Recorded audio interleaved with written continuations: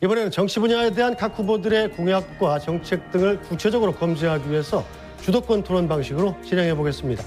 이재명 후보께서 또 지난 토론회 때는 이게 판례를 들고 나오셔가지고 김만배가 지칭하는 그분이 자신이 아니라 어떤 실명을 거론하면서 현직 대법관을 얘기를 하셨는데, 나를 몸통이라고 주장을 한 윤석열 후보는 사과하라 이렇게 말씀을 하셨는데, 또 제가 그날도 그 판넬에 적혀있는 녹취록 뒤에 보면은 이재명 게이트라는 말을 김만배가 한다고 하니까 그거 뭐 사실하고 다르다, 그거 사실 아니면은 후보 사퇴하겠느냐까지 하셨는데, 그게 사실로 다 드러났습니다.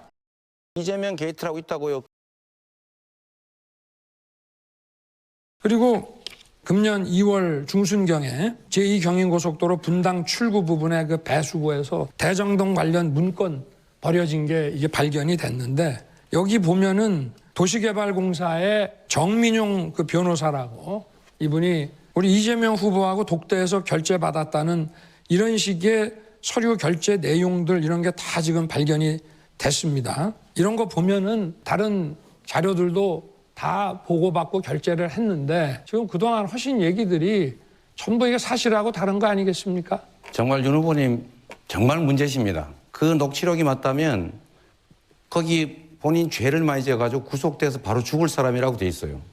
이재명 게이트라는 말은 한참 전에 나온 얘기예요. 이 사건 터지기도 전에. 제가 말씀을 하겠습니다. 독대했다 이런 거짓말 하지 마세요. 네, 30초. 네. 거기 그 윤석열 그 뭐 죽을 거다라고 하는 얘기는 그 벌써 다 나온 거 보면은, 제가 중앙지검장 때 법관에 대해서 많이 수사하고 기소해서 나중에 보복당할지 모른다는 그런 얘기인 것이 이미 다 언론에 다 드러났고요. 그리고 제가 몸통이라고 하는데, 제가 몸통이면 제가 뭐 성남시장을 했습니까? 뭐 경기지사를 했습니까? 아니면 제가 관용 카드로 제가 뭐 초밥을 먹었습니까? 어디 엉뚱한 데다가 마치 이완용이 안중근에게 그 나라 팔아먹은 사람이라고 하는 얘기랑 똑같은 거지. 이완용이 안중근에게 그 나라 팔아먹은 사람이라고 하는 얘기랑 똑같은 거지. 제가 대구 고검으로 좌천 가서 앉아 있는데 어떻게 몸통이 된다는 얘기입니까? 좀 상식적으로 말이 되는 말씀을 하셔야죠.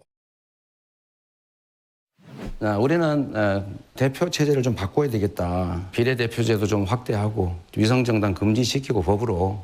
그래서 국민들의 표가 제대로 반영이 돼서 제3의 선택이 가능한 제3당도 얼마든지 존재할 수 있는 그런 나라 만들어야 된다고 생각하는데, 지금 일당으로서의 그 워낙 다수당 횡포를 많이 부렸기 때문에 좀 진정성이 떨어지고, 그러나 이런 걸 하려고 그러면은 선거 운동을 시작할 때부터 좀 주장을 하면 모르는데, 마지막 열을 남겨놓고 이 정권 교체 여론을 좀 물타기 하기 위해서 정치개혁 얘기를 꺼내는 거는 시기적으로도 전 적절하지 않다. 그래서 진정성이 의심되기 때문에 거기에 대해서 뭐 제가 따로 답변 드릴 게 없습니다. 알겠습니다. 네.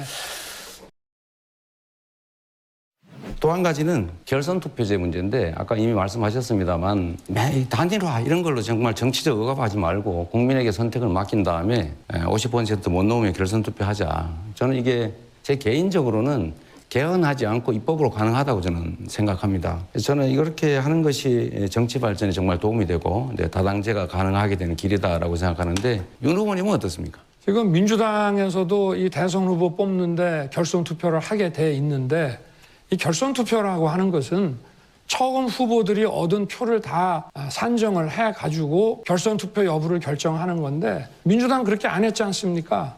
그러니까 제도를 만들어 놓으면 뭐하냐 이겁니다. 이렇게 파행 운영을 하는데, 그래서 저는 진정성이 없다는 말씀을 드리는 겁니다. 좋습니다. 마지막으로 정치개혁 관련해서 이거 하나 여쭤보겠습니다. 일단은 저는 아까 말씀드렸습니다만 선거 과정을 어떻게 치르든 간에 결론이 난 다음에도 저는 각 정치 세력들이 연합을 해서 각 특장점이 있는 부분들의 정부 운영을 맡고 그 결과에 대해서 국민들에게 평가받는 그런 방식으로 가는, 즉 국민내각, 통합내각 이런 거 필요하다고 보는데, 뭐를 질문 정확하게 다시 한번 요점을 말씀을 해주셔야 제가. 네. 시간이 좀 아깝긴 하네요. 네. 연합정부 국민내각에 대해서 동의하시느냐? 저는 뭐 그거는 얼마든지 정치 상황에 따라서 저는 협치를 해야 된다고 생각합니다. 예를 들어서 의석수를 많이 갖고 있는 그런 다수당이라 하더라도 그거는 소수당과 늘 협치하고 의견을 존중해 주는 게 그게 공화주의고 민주주의라고 저는 생각을 하기 때문에 너무나 당연한 얘기라고 생각합니다. 좋습니다. 네, 우리 윤 후보님. 지난해 합계 출산율이 지금 0.81입니다. 현재 징병제는 지금 몇 년만 지나면 유지가 불가능해요. 그래서 병력 감축 계획이 있으십니까? 그래서 저는 직무 혼합제를 해가고 그리고 우리 국방계획 4.0으로 우리 국방을 더욱 첨단화시키고 병사 수는 좀 줄여나갈 수밖에 없는, 그래서 지금 군의 여러 그 병과 중에 전투병과를 제외한 나머지는 가급적 민간인으로 대체하면서, 그리고 사명 기간이 마치고 나면 자기가 전문 병과로 해가지고 부사관제로 해서 연장 근무를 하면서 거기에 맞춘 처우를 하고, 그렇게 해서 또 나중에 사회에 나올 때 일자리를 제대로 찾을 수 있게 지원을 하는, 이런 식으로 이제 갈 수밖에 없지 않느냐. 징집병만으로는 채울 수 없기 때문에 네, 이제요. 그렇게 보고 있습니다. 저는 개인적으로 공수처는 폐지하는 것이 맞다, 이런 의견을 가지고 있는데 이 문제에 대해서 어떻게 생각하십니까? 네. 저는